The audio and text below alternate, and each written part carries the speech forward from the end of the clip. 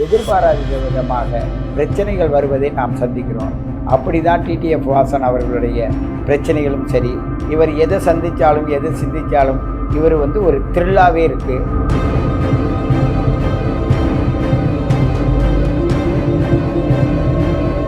செவ்வாயும் ராகு மீன ராசியில் இருந்துட்டு இருக்காங்க. அப்படி அவங்க மீன ராசியில் இருப்பதனால செவ்வாய்ன்றது என்ன பண்ணோம்னாக்கா அக்னி கிரகம், கோப கிரகம், அது எந்த ஒரு முயற்சி கிரகம், மிலிட்ரி கிரகம்.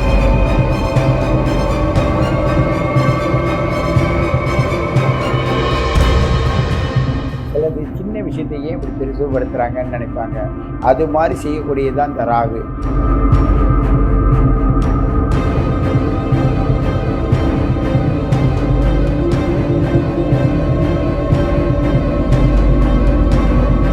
அன்பார்ந்த திறன்பேசி ஆன்மீக நேயர்களுக்கு உங்கள் சித்தயோகி பேரம்பலவாணனின் அன்பார்ந்த வணக்கமும் வாழ்த்துக்களும் பிரபஞ்ச அருளாசி என்றும் உங்களுக்கு கிடைக்கட்டும். நம்மளுடைய மக்களுடைய எண்ணத்திற்கு ஏற்ப இந்த ஜோதிடக்கலை எப்படி பயன்படுகிறது என்ற ஆர்வத்தோடு நீங்கள் கேட்பதை எண்ணும்போது மிகவும் மன அந்தமாகவும் இருக்கிறது, சந்தோஷமாகவும் இருக்கிறது. இப்பொழுது நம்ம இன்றைய கால நிலையில் பார்த்தீங்கன்னு வச்சுங்க, சனி கும்பத்தில் இருக்கார்.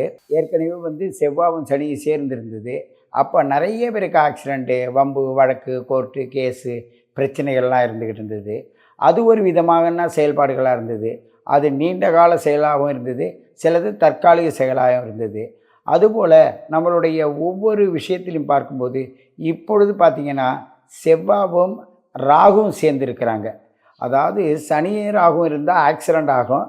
இரும்பு சம்பந்தமான பொருளோடு ஆக்சிடெண்ட் ஆகி இது தனியாகவும் அது தனியாகவும் இருக்கும். பொருள் சேதமாகும், உயிர் சேதமாகாது.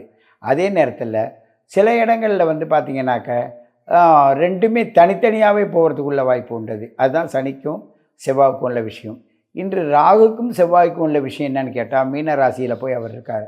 அப்படி இருக்கும்போது அந்த மீனராசியில் உள்ள புதன் சாரத்தில் அந்த ராகு உள்ளே வந்துக்கிட்டு இருக்கிறதுனால இப்போ கடந்த காலங்களில் என்ன பண்ணியிருக்கோன்னா, ஒரு பத்திரிகை துறையை சார்ந்தவர்கள், இல்லை ஒரு சாகச செயல்கள் செய்கிறவர்கள், எழுத்துத்துறையில் உள்ளவர்கள், இதுபோல் நம்மளுடைய வாழ்க்கையில் முன்னேற வேண்டும் என்று தன்னுடைய வாழ்க்கையே முயற்சியில் காலத்தை கடத்துகிறவங்க, இப்படிப்பட்ட ஒரு நிறைய பேர்கள் வாழ்க்கையில் பயணிச்சிட்ருக்காங்க. அவங்களுக்கு பல சோதனைகள் வந்திருக்கு. அதை நம்ம எல்லோரும் பார்த்துட்ருக்கோம்.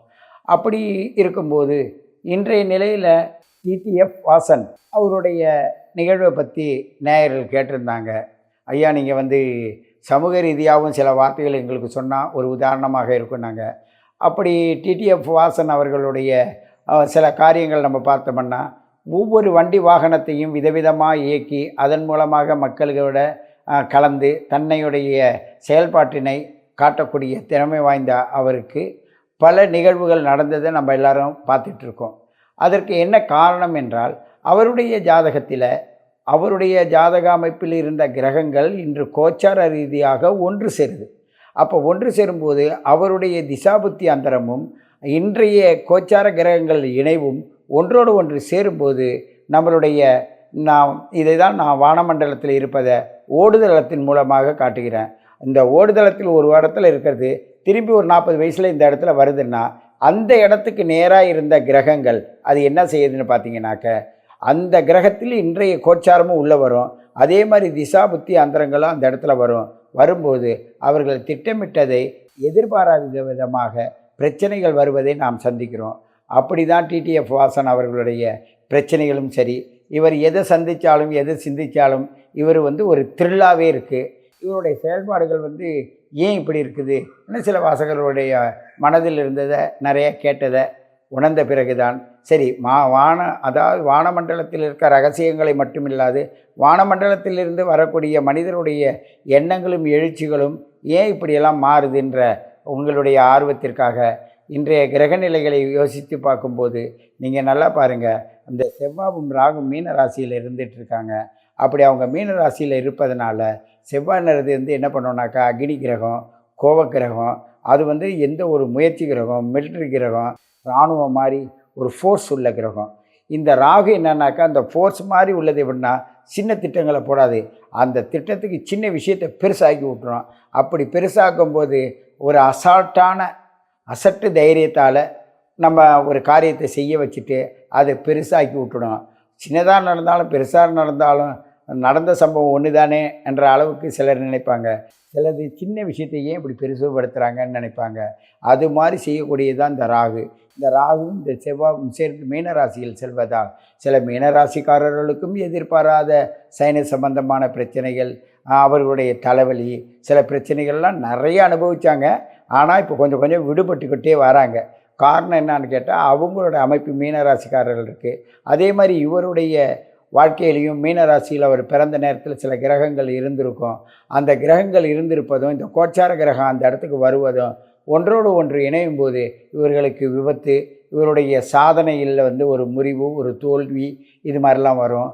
மேலும் மேலும் இவரை உற்சாகப்படுத்துவதற்காக தன்னுடைய ஆன்மாவின் பயணம் என்ன செய்யணும்னு கேட்டால் இவரை மேலும் மேலும் தூண்டி விடுமே தவிர கீழே கொண்டு போகாது. ஏன்னால் சின்ன விபத்தாக இருந்தாலும் பெரிய விபத்தாலும் எப்பொழுது ஒரு மனிதன் தன்னை அந்த விபத்தில் சந்திச்சிட்டான்னாவே மீண்டும் மீண்டும் இதுதானேன்னு அது தன்னை விரிவுபடுத்திக்கிட்டே போவோம். அவ்வாறு இல்லாமல் இருப்பதற்கு நம்ம என்ன செய்யணும், நம்மளோட காலநிலைகளையும் உணரணும். அதே நேரத்தில் தன்னுடைய வளர்ச்சிக்கு இந்த கிரகநிலைகள் எப்படி உதவுது, வானமண்டலம் எப்படி உதவுதுன்னு நீங்கள் பார்க்கணும். நமக்கு தகுந்தது மாதிரி அந்த வானமண்டலத்தில் உள்ள நல்லது கெட்டதை நம்ம உணர்கிற தன்மையில் நம்ம வாழணும், வளரணுன்றது தான் இந்த ஜோதிட கலை உங்களுக்கு உணர்த்துவதாக இருக்கும். இந்த பாரம்பரிய ஜோதிட நிலையிலே நாங்கள் பேசும்போதோ கேட்கும்போதோ நீங்கள் உணரும்போதோ உங்களிடமிருந்து நாங்கள் உணரும்போது நிறைய சூழ்நிலைகளை நம்ம புரிஞ்சிக்க முடியுது. அதன் மூலமாக எடுத்து வளர முடியுது. ஆகையினால் இப்பொழுது எல்லா ராசிக்காரர்களுக்கும் ஆச்சாரப்படியும் இந்த பிரபஞ்ச ரீதியாகவும் 12ஆம் இடத்தில் அந்த செவ்வாயும் ராகும் இருப்பதனால் அது விரயத்தை சந்திக்கிற சூழ்நிலையில் இருக்குது. ஒவ்வொருவருக்கும் அவங்கவுங்க பிறந்த தன்மைக்கு ஏற்ப அவங்களுக்கு விபத்துக்களும் கடனும் பிரச்சனைகளும் தன்னுடைய வளர்ச்சியில் ஒவ்வொன்று சின்னதாக இருக்கிறத பெருசாக்குவதும் அந்த பெருசானதோட முடிவு தெரியாமல் அடுத்தடுத்த முடிவுக்கு போகிறதும் இந்த சூழல் தான் இந்த செவ்வாயும் ராகும் செய்வார்கள். அப்படி செய்கின்ற சூழ்நிலையில் நாம் இருப்பதால் நாம் என்ன செய்ய வேண்டும் என்றால், நமக்கு ராகு என்பது ஒரு சென்சிட்டிவான ஒரு கிரகம். அதே நேரத்தில் சின்னதாக இருக்காது. யாரும் சிந்திக்க முடியாத விஷயத்தை சிந்திப்பாங்க, யாரும் செயல்படுத்த முடியாத விஷயத்தை செயல்படுத்துவாங்க. அப்படிப்பட்ட சூழ்நிலையில் எடுத்து போக இந்த ராகு பகவானும் எந்த ஒரு விஷயத்தையும் அச்சீவ்மெண்ட் பண்ணணும், அதில் தன்னுடைய பராக்கிரமத்தை காட்டணும், தன்னுடைய வாழ்க்கையோடைய ஒரு நல்ல ஒரு நோக்கத்தை காட்டணும்னு சொல்லக்கூடிய இந்த செவ்வாய் கிரகம், பூமிக்காரகன் என்று சொல்லக்கூடிய செவ்வாய் கிரகம் சேர்ந்து செயல்படுகிறது. இன்னும் அங்கப்பூரில் நம்ம பார்த்தோம்னா உடலுக்குள்ளே ஓடுற ரத்தமும் அது மனிதனுடைய ஈரலில் இருக்கக்கூடிய தன்மையையும் செவ்வாய் என்கிறோம். நம்மளுடைய நாடி நரம்பு முடி அதோடைய வளர்ச்சியில் இருக்கின்ற சென்சிட்டிவ் வேர்கள்லாம் நம்ம ராகு பகவான் என்று சொல்கிறோம். ஒவ்வொரு விரல்களையும் நம்ம ராகு பகவான் என்று சொல்கிறோம். இந்த விரல்களை கொண்டு செய்கின்ற ஆற்றல் மிக்க நபர்கள் இன்றுவது சில பிரச்சனைகள் சிக்கக்கூடிய சூழ்நிலையில் இருக்கிறார்கள்.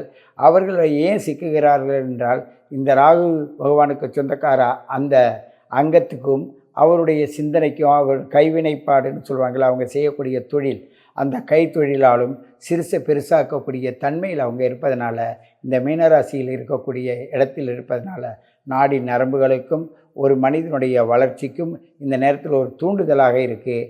அதற்கு உடைய கிரகம் அதற்கு 3ஆம் இடத்தில் தூண்டுதலை செய்கின்ற இடத்தில் இருந்து கொண்டு அதை லாபஸ்தானத்தை நீச்சமாக இருந்து பார்த்தாலும் கூட அவர்களுடைய பலனை நிறைய வெற்றியாக இருக்காது. வெற்றி தரும், ஆனால் அந்த வெற்றியில் ஒரு சோதனையும் சாதனையும் இருப்பதை நாம் நன்கு உணரலாம் என்று கேட்டுக்கொண்டு, உங்களுடைய வளர்ச்சியிலும் உங்களுடைய முன்னேற்றத்திலும் உங்களுடைய வாழ்க்கையிலும் மிக அதிகமான அக்கறையோடு இயற்கை உங்களுக்கு துணை செய்து கொண்டிருக்கிறது. அந்த இயற்கையை சார்ந்து நீங்கள் வாழ்வீர்களானால் உங்களுடைய வாழ்க்கை மிகவும் அற்புதமாக இருக்கும். அது என்னுடைய அனுபவ உண்மை என்பதை உங்கள் முன் கூறி உங்களிடம் விடைபெறுவது உங்கள் சித்தயோகி பேரம்பலவாணன். வாழ்க வையகம், வாழ்க வளமுடன், வாழ்க வையகம். நன்றி.